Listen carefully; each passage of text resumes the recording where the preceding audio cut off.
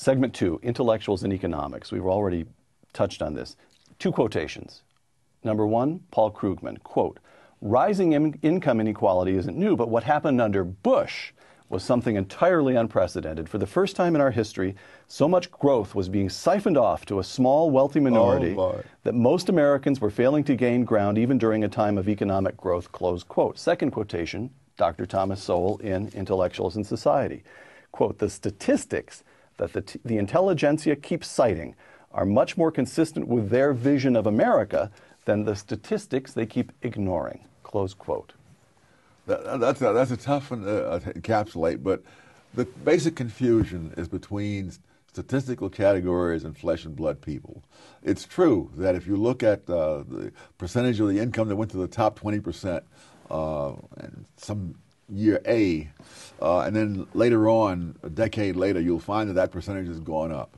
And you say, well, that shows a disparity between the people. The rich are getting richer. The rich are getting richer. Right. But when you follow statistics generated by the Internal Revenue Service, which can follow particular individuals over time, you find that people who are in the bottom 20% of taxpayers in the first year, their income is nearly doubled by this later period, while the income of the people who are initially at the top is increased by less. And if you get down to the very top, it's actually going down.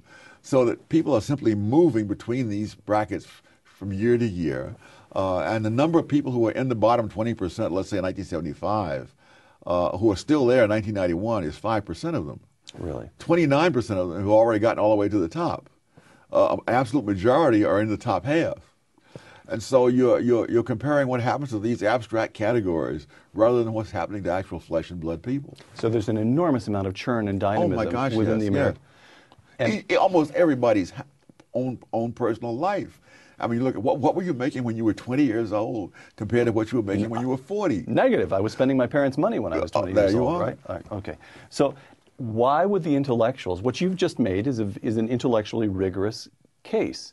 Why would an intellectual, as you use the term, be loath to look at that intellectually rigorous argument, be loath to examine the data the way you did?